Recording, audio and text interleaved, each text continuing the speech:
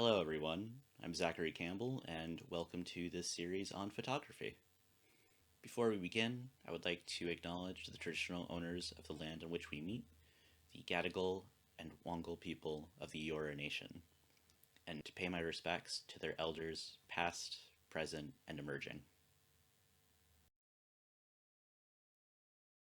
In this video, I'm going to talk about composition, how you can tell a story through different elements, how you can use leading lines or bright colors, or even the shape of the frame that makes up your image to give a different mood and tell different stories about what's going on in that scene.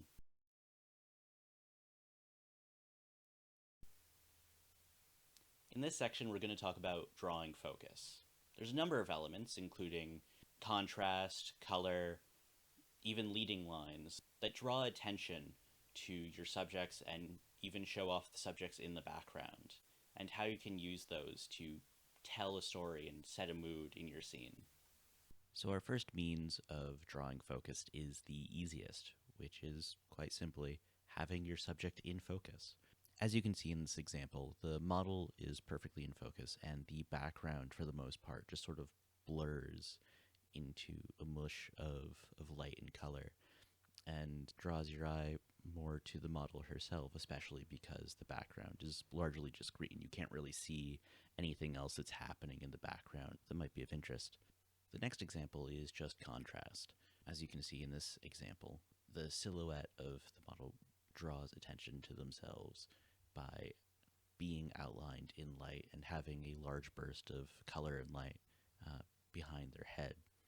Even their hand, which could be considered a secondary subject, has a very distinct outline of light and shadow that draws attention to that candle and the hand sign. And even the brighter parts of the silhouette seem ghostly and are in direct comparison to the rest, as well as the background, having that alternating lights and darks.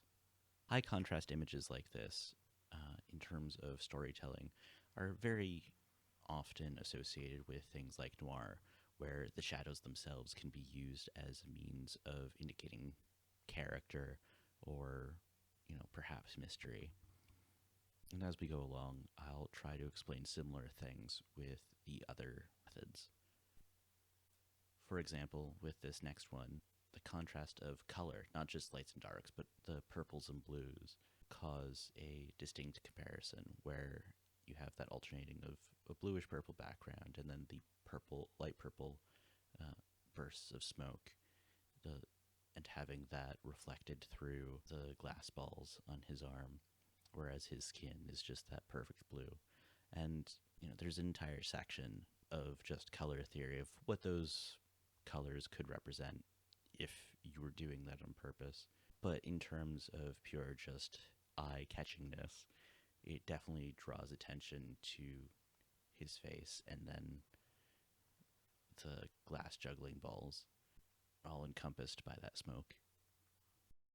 These next two images are an example of what is called leading lines, which quite simply are lines in an image that lead your eyesight, that make you look towards a particular subject. In this case, it's pointing towards that glowing structure that's in the background, also tied together by branches. But there's a couple of things in this image that lead towards it. You have the lights along the path that all sort of bend towards it. You have the dotted line, and then also the two fences on either side that all sort of point towards those glowing structures.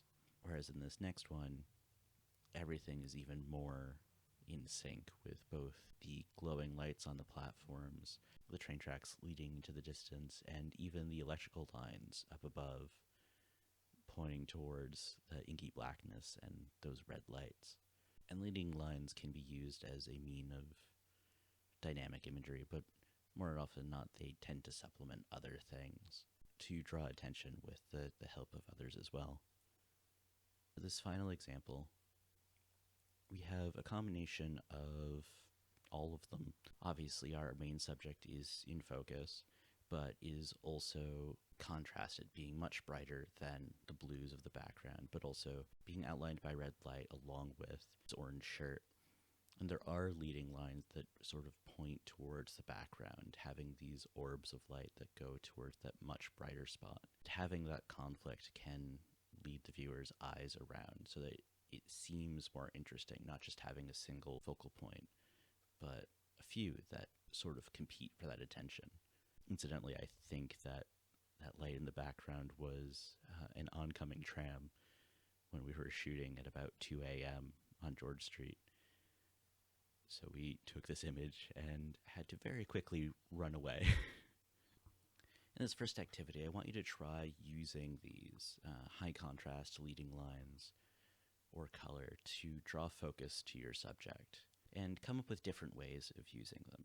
Like, I'm not expecting you to necessarily have super brightly colored objects that all work together, but sometimes in Lightroom, for example, or Lightroom Mobile, you might be able to play with the colors through your own discovery to try and see how you can make that contrast work. You can give it a shot, either using what you have available or editing afterwards to see how you can draw focus to whatever your subject is. And try to pay attention to how it affects the mood of the image, especially what colors you use or how high the contrast is or how much of the image is in shadow versus light.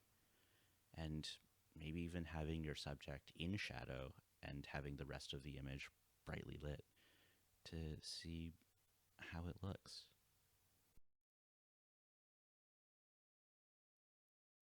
In this section, we're going to talk about methods of framing your image, specifically centering and rule of thirds. These two different methods can give different effects and different moods to how you place things in your frame, not just your subject, but also the surrounding area. Now, with our two methods, center-focused versus rule of thirds, the first, center-focused, is just that the subject is in the center of the image. Everything points towards that subject. It's all very simple and is sort of the default, especially for portraits. Rule of thirds, on the other hand, is more of a system for composition that is much more dynamic and fluid, where you have on your image a grid that divides it into 3 vertically and 3 horizontally, and placing things on those intersections or even on those individual lines will lead to interesting results and allows you, for example, in the background to draw more attention to it. So this first example would be center focused. Everything is pointing towards her and she's surrounded by all of these lights, but right in the middle, there she is looking at us. It's very simple, but in terms of storytelling, it can be used very well, especially in video. For example, with Fury Road, most recent Mad Max movie, they shot and edited things in a way where what they wanted you to look at was always in the center frame. So when you cut from frame to frame, you didn't actually have to move your eyes around the screen. You were always looking at exactly what you needed to be seeing. But here's an example of that grid that I just took from a screenshot of my phone. As you can see, it just has those lines divided into the 9 squares, but the intersections of those lines can be points of interest, and you can even divide sections, as we'll see in this next image. So as we saw before with this one, she is in focus, but she's also very specifically on the first line on the left. And the rest of the image is divided into 2 more sections that are mostly background, but give a nice sort of empty space.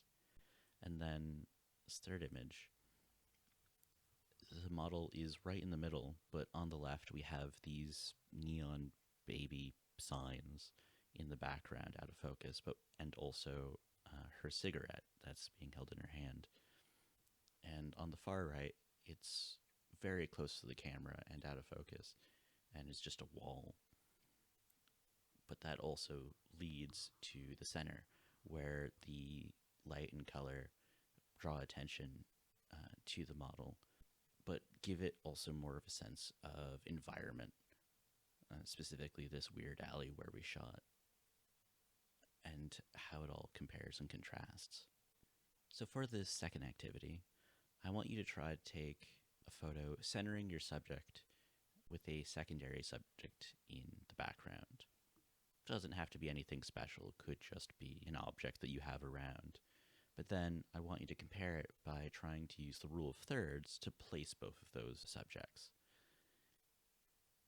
Try to put them on the points of interest between those intersections or on the lines, and see how it changes your image. Try and see if placing the object using rule of thirds can make a sort of contrast with your two subjects, and see if that changes the mood or changes the interpretation. A good example would be if you had two people handy and one of them was doing, something nonchalantly and the other one was maybe even a little wild in the background. What would that be saying in that image?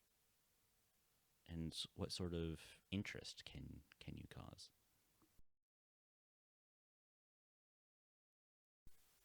In this third and final section, we're going to talk about the frame itself.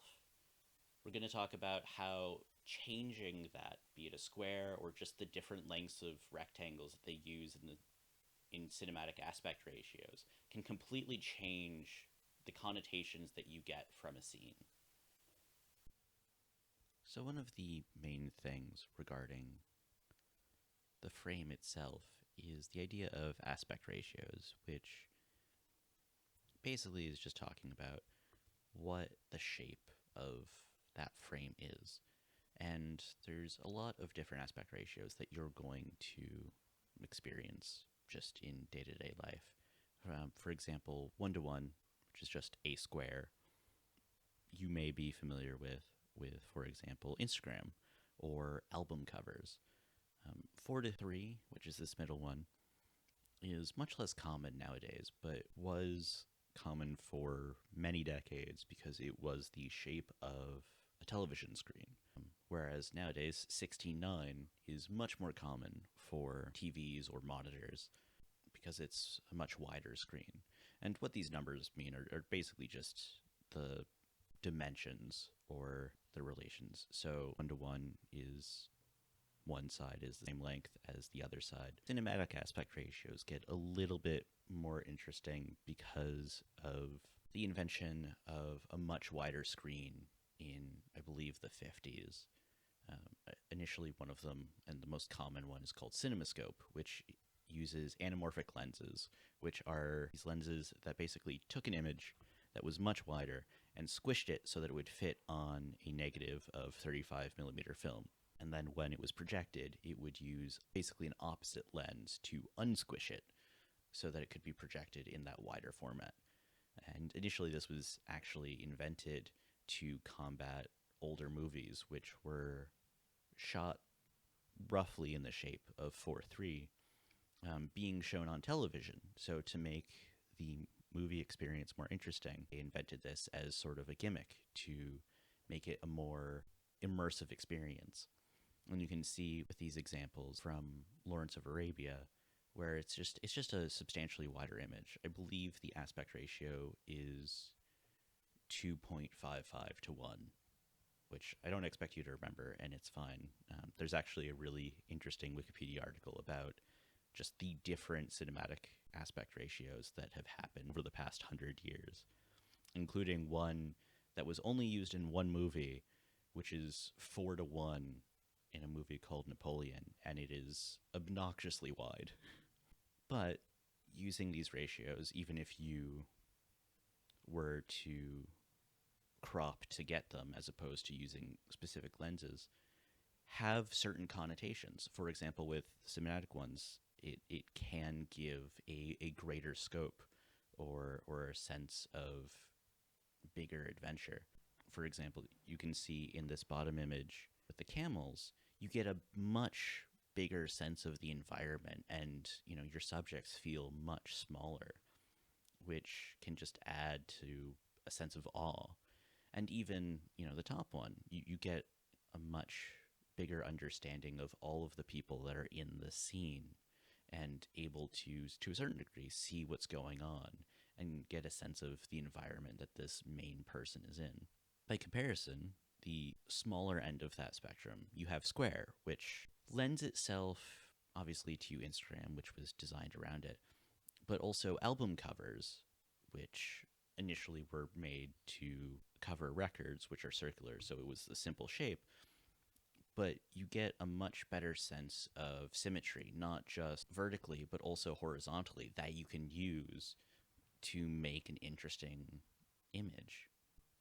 My example for an album cover is London Calling by The Clash, where you have an image that's, in this case, definitely been cropped. Like, it wasn't originally shot square, but able to compose that so that you can see this guitar as it's smashing, and you see whoever it is that's smashing it, and them being largely in shadow except for some very bright highlights. But then even in the background, you can see out of focus the rest of the people on stage doing things.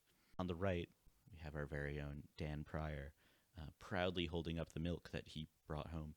You do still get a sense of the environment. You still get a sense of the buildings behind him, but it does lend itself very well to a center focus, and having him being the primary subject and everything else just sort of being around him, rather than drawing attention away. So for this final example, I want you to try taking a photo, probably with your phone, that's as wide as you can do it. So if you can use just the full length of what your phone is capable of, just take a big photo, and get something very nicely in focus, but then try cropping it using editing on your phone to use different frame sizes. You can go as far down as square, or even if you want to cut down like the top and bottom to make it seem more of a panorama, like the cinematic aspect ratios. But try and see how having fundamentally the same image, but cropped to those different formats, changes the mood and the feel of the image.